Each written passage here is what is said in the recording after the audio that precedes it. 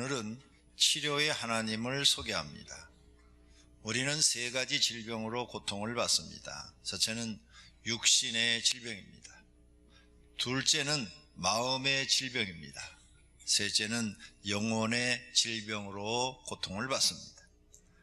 이 세 가지를 하나님은 모두 치료하십니다. 하나님은 우리를 만드신 창조자이시기 때문에 어떤 병이든지 치료할 수 있는 줄로 믿습니다. 먼저 육신의 질병을 치료하십니다. 오늘 본문에 나오는 나병 환자는 현대의학으로도 고칠 수 없습니다. 이 나병에 걸린 사람이 예수님이 기도하고 산에서 내려올 때 예수님을 찾아왔습니다. 그리고 예수님 앞에 간청을 했습니다. 예수님, 원하시면 내 병을 고쳐주십시오.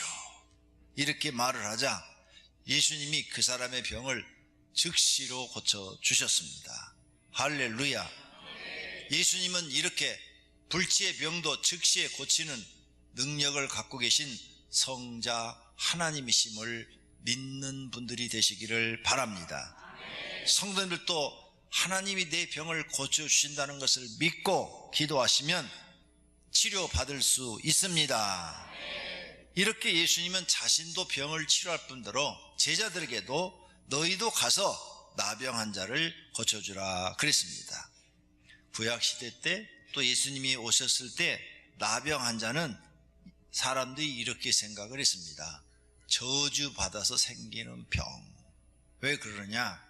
모세, 루이, 미리암이 모세가 이방 여자하고 결혼한 것을 보고 막 비방을 했거든요. 그러자 몸에 문둥병이 생겼어요. 그러니까 이건 하나님이 저주하신 병이다. 이렇게 이스라엘 사람들은 알고 있었습니다. 예수님이 제자들에게도 너희는 가서 병든 자를 고치며 죽은 자를 살리며 나병 환자를 깨끗게 하며 귀신을 쫓아내되 너희가 거저 받았으니 거저 줘라. 이렇게 말씀하셨어요. 그러므로 이렇게 예수님은 자신도 나병 환자를 고치시지만 제자들한테도 고치는 능력을 주었어요. 그래서 지금도 많은 분들이 교회 나와서 안수받고 병 고침을 받는 사람이 많은 줄로 믿습니다. 또 세례 요한에게도 가서 나병 환자가 치료된다고 가서 얘기해라. 세례 요한이 지금 헤로당한테 갇혀 있습니다.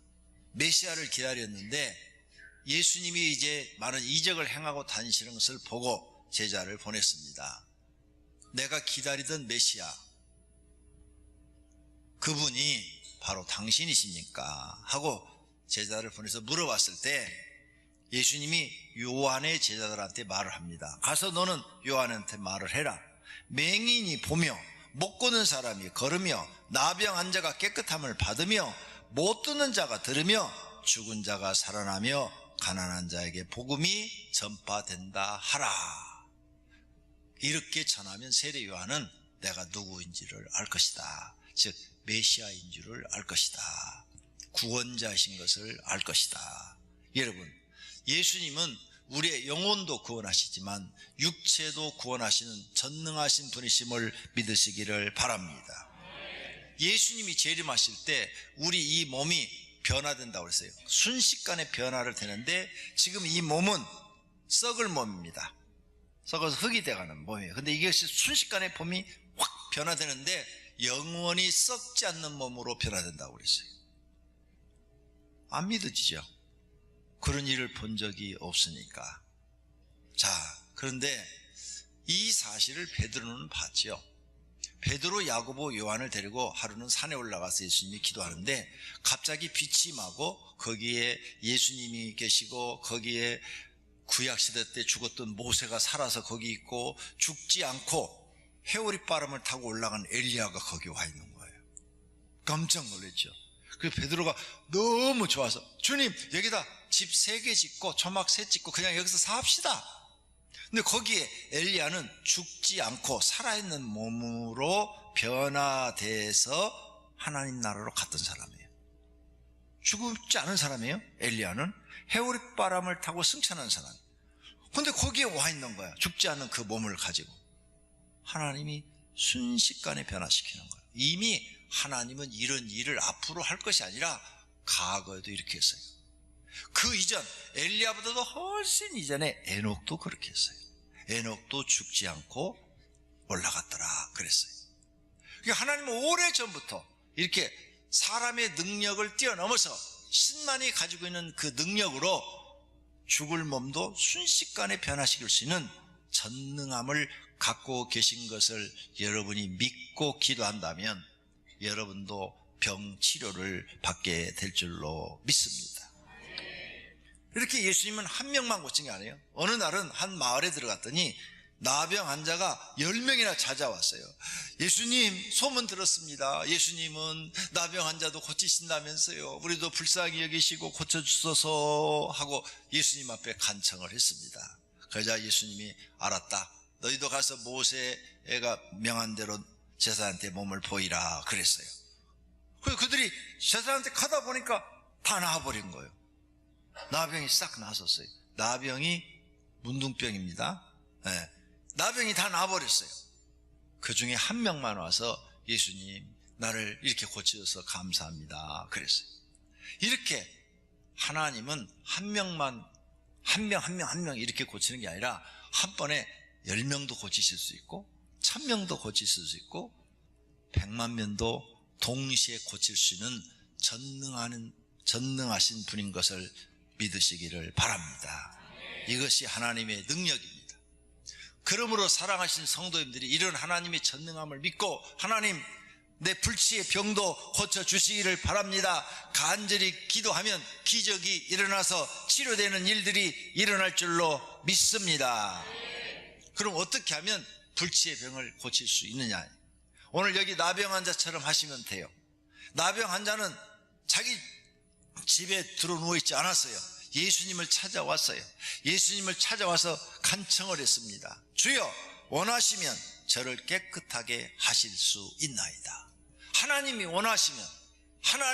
원하시면, 소경도 이렇게 불렀어요. 다윗의 자손 예수여, 나를 불쌍히 여기소서. 내 병을 고쳐주소서. 이렇게 이기적으로 기도 안 했어요. 나를 불쌍히 여기소서. 왜? 하나님은 전능하시고 자기 인간은 아무것도 아니니까 자기를 낮춰서 기도한 거예요. 주님이 원하시면 저를 깨끗게 하실 수 있나이다. 하나님이 원하시면 오늘 이 시간에 여러분의 병 다 낫습니다. 죽은 자도 살아날 수 있습니다. 우리가 믿는 하나님은 우리를 창조하신 분이고 그런 능력을 갖고 계신 하나님이심을 믿으시기를 바랍니다. 지금만 그런 것이 아니라 모세 시대 때도 그랬고 그 이전 시대 때도 그랬습니다. 이 사실을 믿는 사람들이 기적이 일어날 줄로 믿습니다. 그 다음 병이 나려면 하나님 마음에 들어야 돼요. 내가 원하노니, 오늘 본문에 그랬죠. 내가 원하노니. 하나님이 원해야 돼요. 하나님이 원하지 않으면 절대 안 나요. 결정은 누가 하셔요? 하나님이 하시는 거예요. 그러니까 하나님이 원해야 낫는 거예요. 할렐루야. 그래, 이 예수님이 하신 말씀이 딱 맞는 거예요. 내가 원하노니 하고 나라 그랬더니 즉시로 나버렸어요. 오늘 이 시간에 하나님이 여러분에게 임재하셔서 너의 병은 나을지어다 한 말씀만 하면 즉시로 모든 병이 치료될 줄로 믿습니다. 자, 셋째로 이렇게 하나님이 명령하시니까 기적이 일어났어요. 예수께서 손을 내밀어 그에게 대시며 이르시되 내가 원하노니 깨끗함을 받으라 하시니 즉시 그의 나병이 깨끗해지더라. 나병은 이래 손가락 이런 데 막 썩어져 들어가는데 이게 순식간에 재생이 되는 거예요. 하나님은요 못하시는 일이 없어요. 하나님은 살아계셔서 무엇이든지 다 할 수 있는 줄로 믿습니다. 믿으시면 여러분에게도 기적이 일어날 줄로 믿습니다. 하나님이 여러분에게 오늘 명령을 하셔요. 아무개 집사야, 너는 오늘부터 축복을 받으라. 그러면 축복을 받는 거예요. 아브라함이 75세 부름을 받았어요. 그때까지 인생 실패했어요. 성공한 게 아무것도 없어요. 근데 부르시면서 하나님이 이렇게 말했어요. 너는 복의 근원이 될지라. 75세에 불러가지고 그날 축복하신 거예요. 그때부터 이제 아브라함이 되기 시작하는 거예요. 그래서 이스라엘의 조상이 되고 그의 후손이 저렇게 번성한 나라들이 된 거예요.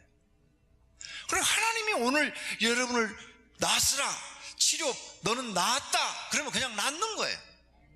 너는 오늘부터 복을 받으라 그러면 오늘부터 복 받는 거예요. 깨끗함을 받으라, 복을 받으라. 이 음성을 들으시면 여러분의 인생은 달라지고 건강해지고 치료가 되는 일들이 일어날 줄로 믿습니다. 성경을 믿으시기를 바랍니다. 이렇게 해서 낳은 사람은 이제 성경대로 살아야 돼요. 그래서 예수님이 오늘 본문 4절에 예수께서 이르시되 삼가 아무에게도 이르지 말고 다만 가서 제사장에게 내 몸을 보이고 모세가 명한 예물을 드려 그에게 입증하라, 이렇게 말씀하셨어요. 이 말씀은 뭐냐? 구약시대 때는 나병 환자가 나오면 제사장한테 자기 몸을 보이고 제사장이 너 병 진짜 낫네? 그러면 일주일 동안 이스라엘 사람들이 살고 있는 진 바깥에 가서 있다가 일주일 후에도 다시 재발하지 않으면 그래 너는 나았다, 그러면 하나님 앞에 감사의 제사를 드린 다음에 화목제를 드리고 속죄제를 드리고 번제를 드리고 이런 제사를 드린 다음에 그 다음에 집으로 가서요. 이걸 너는 가서 하라 이 말이에요. 성경 말씀대로 하라 이 말씀이에요. 하나님의 은혜로 병 나은 사람들은 성경 말씀대로 살아야 될 줄로 믿습니다. 그래야 재발하지 않아요. 오늘 여러분이 병 나았으면 하나님 말씀대로 사시기를 축원합니다. 하나님 말씀대로 사시기를 축원합니다. 하나님은 모든 질병을 고치시는 줄로 믿습니다. 우리를 창조하신 분이기 때문입니다. 말씀으로 명령만 하시면 어떤 병이든지 치료가 됩니다. 오늘 이 자리에서도 예수님 성령 하나님이 오셔서 여러분에게 임재하셔서 말씀하시면 여러분의 질병 감기 났듯이 치료가 될 줄로 믿습니다.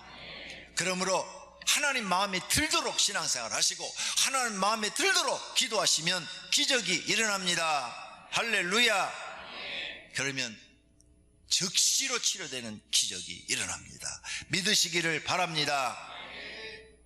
오늘 치유기도 때 기적을 경험하시기를 바랍니다. 두 번째로는 마음의 질병을 치료해야 됩니다. 마음의 질병은 왜 생기느냐? 마음의 상처로 인해서 생깁니다.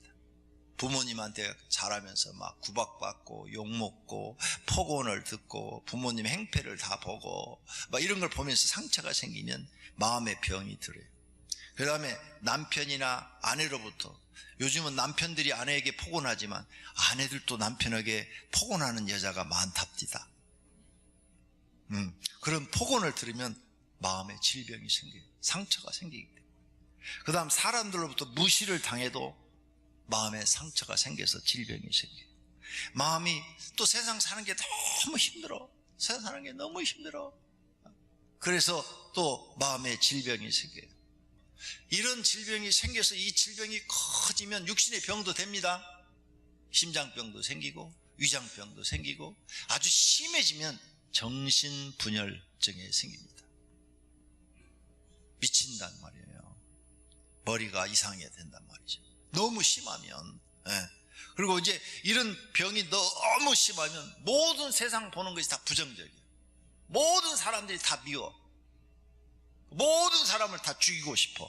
막 이런 이상한 생각으로 흐르게 되는 거죠. 그래서 이 병 치료해야 됩니다. 이 마음의 질병 예수님은 치료하십니다. 세상은 이런 사람을 어떻게 치료합니까? 세상은 심리적으로 치료를 해요. 상담 치료라고 그래요. 요즘 상담 치료. 그래서 그 사람이 와서 얘기를 하면은 다 들어줘요. 그러면서 동의를 해줍니다. 아, 그러시군요. 고생이 많았네요. 아이고, 얼마나 마음이 아프셨어요. 아이고, 들어보니까 정말 힘들었겠네요. 그리고 이렇게 보듬어주는 거죠. 보듬어주고 그러면은 이제 그 사람이 자기를 이해해주는 사람이 있으니까 마음이 풀어지는 거죠. 이게 지금 세상적 치료 방법이에요. 이런 걸 상담 치료, 심리 치료 이렇게 말을 합니다. 그러면 그 사람은 이제 그 순간에 자기를 이해해주는 사람이 있으면 마음이 편안해요. 좋아요. 며칠 지나면 또 생깁니다. 그건 완전한 치료가 아니에요. 이게 세상적 방법이에요 지금. 그런데 오늘 여러분에게 성경적 방법을 가르쳐 드리겠습니다. 하나님이 가르쳐 주신 방법은 뭐냐?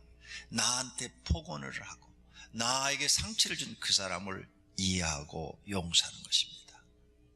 이게 어떻게 가능해? 가능해요. 근데 이건 완전한 치료법이에요. 완전한 치료법. 그래서 여러분이 여러분에게 상처를 주고 괴롭힌 사람을 정말 이해하고 용서할 수 있는 그런 마음이 딱 되면 이제 다음부터는 상처도 안 받아. 누가 나한테 무슨 말을 해도 상처를 안 받아요. 조금 전처럼 심리치료 상담치료를 받으면 누가 또 상처를 주면 금방 또 그 상처가 되고 과거 있고 플러스 또 새로운 상처였고 막 더 막 증오감이 생기고 막 이러는데, 예수님이 가르쳐준, 하나님이 가르친 이 방법은 다른 사람이 그 사람이 나한테 다시 상처를 줘도 상처가 안 생겨요. 그러니까 완전한 치료법이에요. 상처가 안 생기니까. 이걸 성경에 써놨더라는 거죠. 이걸 우리가 배워야 되는데 배우려는 마음만 가지고 있으면 누구든지 다 배울 수 있습니다. 어떻게 하면 되느냐? 우리가 하나님 앞에 죄졌잖아요. 나도 죄졌잖아요. 여러분도 죄졌잖아요. 그 죄값을 보면 지금 여기 있는 분들 다 죄를 하나님이 다 끄집어 내놓으면 구원받을 사람 한 명도 없어요. 여기 계신 분들 죄를 다 끄집어 내놓으면 부끄러워서 얼굴 들고 다닐 사람 여기 한 명도 없어요. 다 얼굴 땅에다 쳐박아요. 부끄러워서. 근데 여러분이 교회 나와서 하나님 용서해 주세요, 내가 죄졌습니다, 그럼 하나님이 묻지도 않고 다 용서하시잖아요. 안 묻잖아요. 꿈속에 나타나서 너 죄 망가지셨는데 너 지금까지 회개 10가지밖에 안 했다, 내가 나머지 다 세고 있어 이러시던가요? 내가 내 죄를 용서 안 해주려고 그랬는데 네가 이번에 진심으로 회개하는 것 같아서 용서해 준다, 꿈속에 나타나서 이렇게 하시던가요? 하나님은 따지지 않으셔요. 넓은 마음으로 그냥 통 크게 그냥 여러분이 회개하면 탁 용서해 버리시고 싹 지워버리시는 거예요. 성경에 보니까 우리의 죄를 다 지워버리겠다고 그랬어요. 이 놀라운 일이에요. 이 죄를 지워버리겠다는 거. 이게요 굉장한 겁니다. 나는 이걸 잘 이해를 못했는데요, 이 귀신을 쫓다 보니까 이게 이제 알게 된 거예요. 귀신 무당이 전도를 해갖고 우리 교회 3명이나 나오고 있어요. 점쟁이한테 갔더니 점쟁이가 너는 교회 갈 사람인데 왜 교회 왔어? 교회 가. 그래가지고 스스로 교회 왔대요.